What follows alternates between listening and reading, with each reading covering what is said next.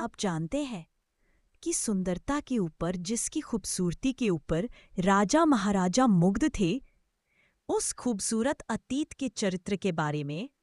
प्राचीन भारत की स्वर्णिम भूमि में जहाँ दर्शन, कला और ज्ञान का संगम होता था, वही एक गणराज्य था, वैशाली। यह सिर्फ एक भौगोलिक इकाई नहीं, बल्कि विचारों और स्वायत्तता का प्रतीक था। वैशाली की हवाओं में स्वतंत्रता का संगीत गूंजता था। और इसी भूमि पर एक असाधारण नारी का जन्म हुआ, जिसकी कहानी सौंदर्य, शक्ति, प्रेम और अंततः मुक्ति का अप्रतिम उदाहरण बन गई। उसका नाम था आम्रपाली। उसका जीवन सदियों बाद भी हमें सिखाता है कि नियति चाहे कितनी भी जटिल क्यों न हो, मनुष्य अपनी पहचान स्वयं गढ़ सकता है। किंवदंती है कि उसका जन्म एक आम्र वृक्ष के नीचे हुआ था और उसी से उसे अपना नाम मिला, आम्रपाली। बचपन से ही उसकी सुंदरता अलौकिक थी। उसकी आंखें इतनी गहरी थीं कि उनमें वैशाली के सारे रहस्य समाये हुए प्रतीत होते थे, और उसकी मुस्कान ऐसी कि पत्थर भी पिघल जाएं। जैसे जैसे वह बड़ी हुई, उसकी ख्याति वैशाली की सीमाओं को पार कर दूर दूर तक फैलने लगी। उसकी अनुपम सुंदरता वैशाली के गण प्रमुखों के लिए एक दुविधा बन गई। हर युवक उससे विवाह करना चाहता था, जिससे नगर में अशांति फैलने का भय था। वैशाली के गणतांत्रिक नियमों के अनुसार किसी एक व्यक्ति को उसकी सुंदरता का एकाधिकार नहीं दिया जा सकता था। एक लंबी और गंभीर बहस के बाद एक अभूतपूर्व निर्णय लिया गया। आम्रपाली को नगरवधू या जनपद कल्याणी घोषित किया गया। यह एक ऐसा पद था जो उसे सामान्य विवाह से वंचित करता था, लेकिन साथ ही उसे अतुलनीय सम्मान और स्वतंत्रता भी प्रदान करता था।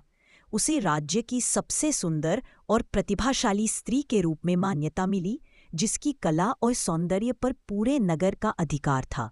यह सम्मान था, लेकिन एक ऐसी बेड़ी भी जिसने उसके व्यक्तिगत सपने बांध दिया। आम्रपाली ने अपनी नियति को एक चुनौती के रूप में स्वीकार किया।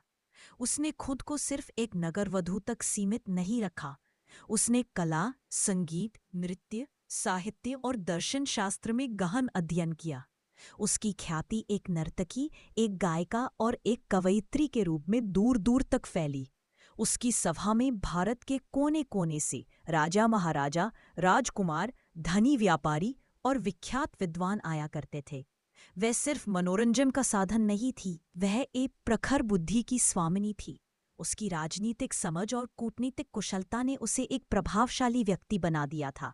वह वैशाली के राज्य के मामलों में महत्वपूर्ण सलाह देती थी और अपनी बुद्धिमत्ता से कई जटिल समस्याओं का समाधान करती थी। उसने वैशाली के विकास और समृद्धि में महत्वपूर्ण भूमिका निभाई। अपनी संपत्ति का एक बड़ा हिस्सा सार्वजनिक कार्यों में लगाया। वह एक ऐसी महिला थी जिसने अपनी स्थिति को अपनी पहचान नहीं बनने दिया, बल्कि उसे अपनी शक्ति का माध्यम बनाया। आम्रपाली की कहानी सिर्फ सौंदर्य और वैभव की नहीं, बल्कि प्रेम, त्याग और संघर्ष की भी है।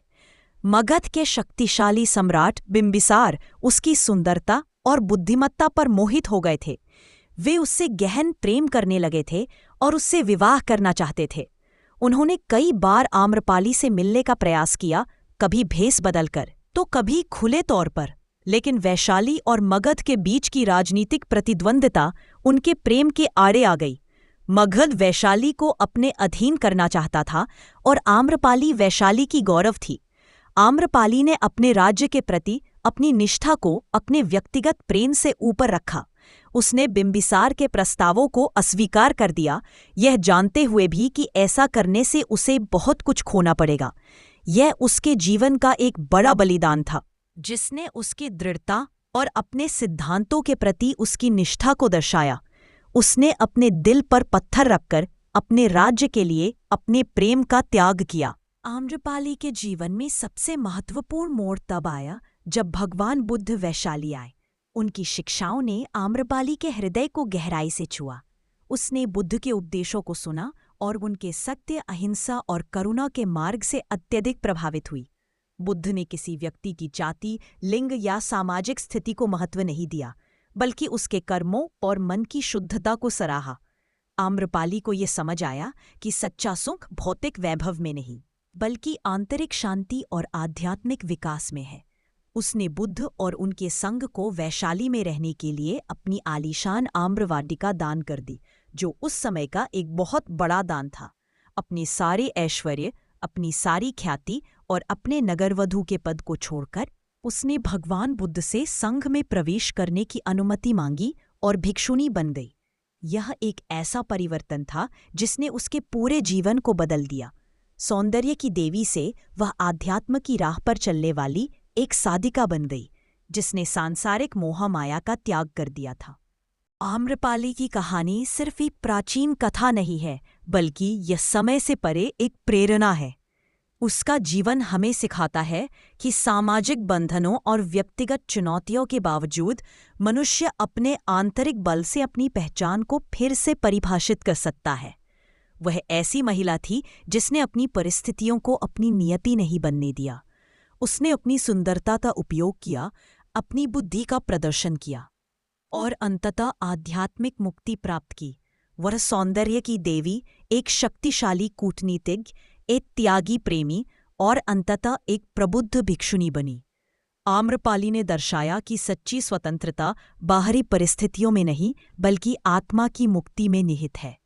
उसकी गाथा हमें याद दिलाती है कि हर व्यक्ति में अपने पथ को चुनने और अपनी नियति को गढ़ने की शक्ति होती है।